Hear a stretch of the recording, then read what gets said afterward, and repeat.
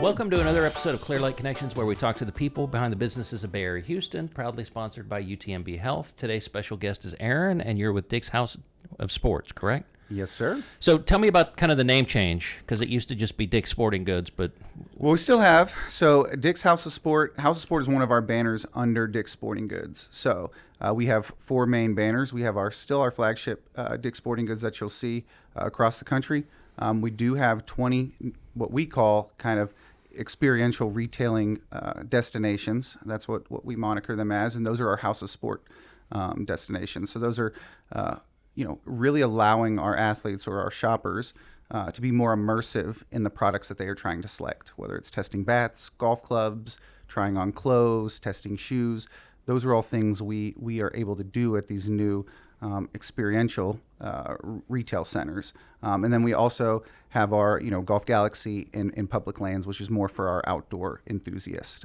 But so still have the flagship BSG, but are really moving and leaning into experiential retail is what we're calling it. Yeah, I think especially the younger generation, they're all about experiences. Yep. And so I guess you're melding retail with providing an experience. Yeah, I like to explain it to people as like if you think of something, anything in life, but music's a very good example. Anybody can get on their phone and listen to their favorite artist for free on YouTube, but we shell out hundreds of dollars to go see a concert. And why do we do that? Well, we do it for the experience. It's the same thing we want to provide. Like, we want to give the athlete an experience, a memorable experience, for the life of their sporting goods needs. Like, we don't only want to sell the bat; we want to make sure the bat is upkept. We want to be able to. We don't just want to sell the golf club. We want to be able to customize it to the golfer's swing. And these new House of Sport locations allow us to do that. And so, tell people what they could expect in our location here in the Baybrook area. So we stand, House of Sport stands on four pillars, one being the product that we offer. So we offer second to none product. These locations, Dick's House of Sport Baybrook is 100,000 square feet of sporting goods and apparel needs. So that's double what a standard banner holds. So not only do we get the newest, greatest, and latest in sporting goods, we also pair that with unmatched service. So we take our teammates, our staff, we call them teammates, we take them the extra mile to make sure they have the product knowledge to really amplify an athlete's sporting good needs or whatever they're trying to accomplish, whether it's on the field or off. We want to be able to provide that with the best possible knowledge. So we provide the best product with the best service. We give the experience. So when you walk in the door, not only is it visually appealing, you're greeted, you get to do things that you don't get to do anywhere else, like climb a rock wall, test out that new bat that you're getting for your son for Little League. He can get in a cage and not hit off a tee, but have a ball pitched at him from a pitching machine. You can get in a golf simulator bay and see what a club does to your swing. And that's all in the store. But the thing that separates us from what I believe other retailers and really other flagship DSG stores is community. So we have an inbuilt community team and marketing team that the job isn't just the four walls of the store, but it's really how can we also support our local community? What can we do? Things from we have a race coming up. We do Shop with a Cop events where we invite police officers to shop with some young athletes. We'll host workout classes. We'll do things that a standard retailer probably wouldn't, because community is such a big pillar in House of Sport. Yeah, expand on the community aspect, because you're right. It's uncommon for a retailer, mm-hmm. especially a big retailer, to be visible in the community. Yeah, like I said, one of the things we believe, the community is always there to support us. They support us through shopping with us. They support us through showing up and giving us a platform to be the largest sporting goods retailer in the country. So we want to make sure we give back to the community as well. So each, like I said, every House of Sport across the country, all 20 locations, and we're continuing to expand as we come online. We just came online with 3 more this past weekend. We want to be able to give back. So how do we do that? Do we allow those little leagues to come in and meet their coach for the first time in the store?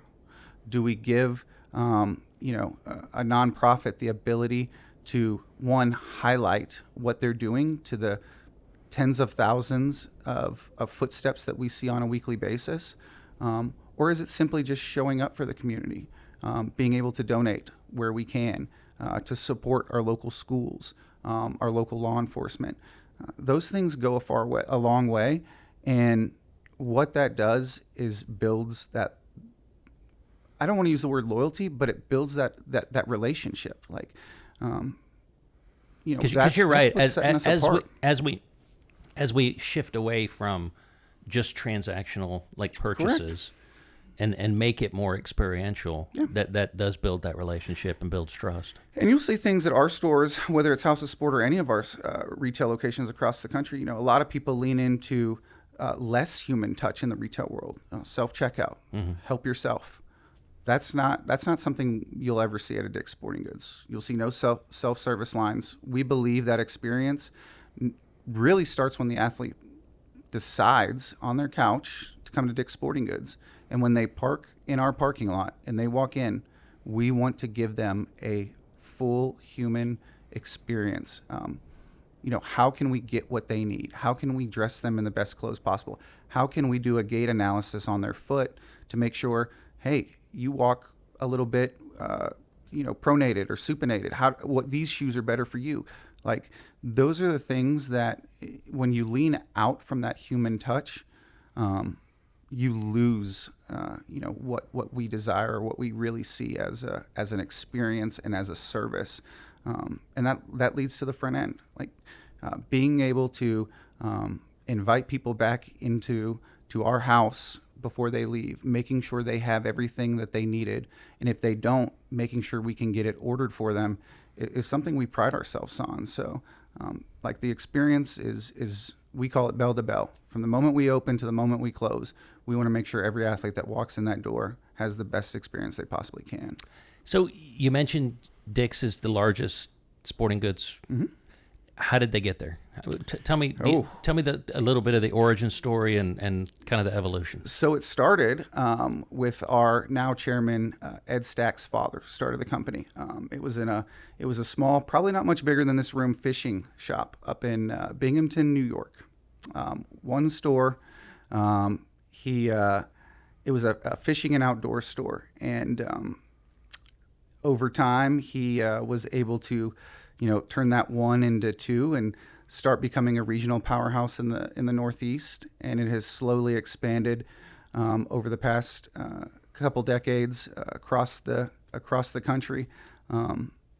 Here and there, as we continue to try to move into new markets and find new ways that we can provide the best in service in the sporting goods world, we've gone well beyond where we started with just a fishing and outdoors to a full sporting goods, and now even into retail with some of our vertical brands, Kalia and DSG and Verst.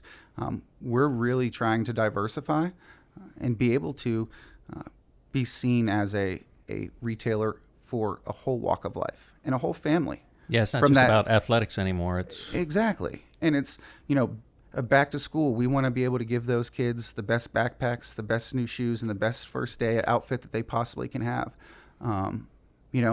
We still want to be able to provide the best sporting goods, but we want mom to be dressed to the nines while she's cheering on her son at that basketball game. And you do that by having the best product, but also a wide variety of product. And that's really what we've seen. How did you get started with Dick's? So my story's a little weird. I actually spent the last 10 years in the nonprofit sector. So I was the executive director for Special Olympics Texas. Okay. So did a lot of work with great organization. Yes, near and dear to my heart. Never thought I would work for them. Didn't grow up with any family members with ID in my family. But fell in love with them while I was in college at A&M because that's where they hosted state games, and really got to see, I call it the purest form of sport that you possibly can. Special Olympics athletes are really, they're not out there to win $1 million. They're not out there to be the first draft pick in the NBA draft. They're there because they love the game, they love the camaraderie, and they love the sportsmanship. And it's the only place you'll see the person in first wait at the finish line to cheer on the person that finishes last. But long story short, started a family. I was looking to to spend a little bit more time with them. And Dix had always supported Special Olympics. My contact was like, hey, we're opening these new retail locations called House of Sport, and they need somebody to drive their community and marketing ends of the business. And he was like, I think you would be great. You should put your hat in the ring. Applied, and one thing led to another. And it's been 2 years now that I've been over here with DSG helping on the community and marketing side. And so you work basically this Bay Area, Houston area? Correct. Okay. Yeah. So. And do you live in this area as well? I do. Grew up in this area. Grew up in Leak City. Went to Clear Creek High School. Okay. Shifted off to A&M, and then, like I said, moved back home. Ran Special Olympics for this side of the state, but was housed here in Houston. Me and my wife currently live in South Shore Harbor right now with our 2 kids, and she teaches over in Friendswood ISD. So okay. This is where we wanted to call home. I couldn't so think of a better when you talk place. about community and Dick's involvement, you're talking about people like you that actually live here and are a part of the community, and so I think that helps. I think if you didn't live here, there's a disconnect. Correct, and that's the thing, and when I talk about that as being a pillar to all of these locations, they all have a team just like mine, because we firmly believe as a company, you can't support and run a relationship with a community from our headquarters in Pittsburgh. You have to be embedded in those communities. Mm-hmm. So we got one here. We have one in our Katy location. We have one in our Fayetteville, our Johnson City, our Scranton, Pennsylvania. Anywhere there's a House of Sport that pops up, you're going to see a community team, because that is a pillar that is built House of Sport. So tell me a little bit more about the store. It sounds like you've got batting cages, golf bays.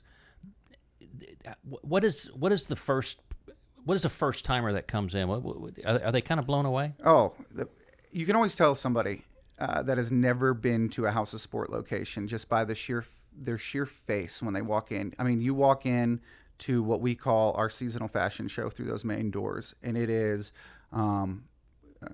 where we get to highlight one of our vendors with some of the newest and latest product, with 2 big digital screens, a Jumbotron that is running nonstop throughout the experience. You get to just see apparel everywhere, sight lines perfectly into our footwear deck, and then you turn to the left and you see unmatched, team sports and team sports products in a rock wall that's 35 feet high that you just don't see, right? Especially not in Texas, especially not in Houston. I mean, yeah. we're flat, so it's just something you just don't see. And then you start walking around and you see 600 mannequins geared in interactive poses, so you can really feel what you would look like in the product or the apparel. And it's just awe-inspiring. I mean, you go into a department store and you see these type of things and all these big box retailers, and a lot of them look like warehouses with stuff just thrown on the shelf. Well, we want to make it all visually appealing to the eye. And right now there's no better time. We just decked out our store in Christmas. We got trees everywhere, garland everywhere, lights everywhere. It is festive in that store right now. Yeah, and it sounds like you don't get to be the largest and the best without changing with the times. And this sounds like the perfect example. This concept of experience over transactional type interactions.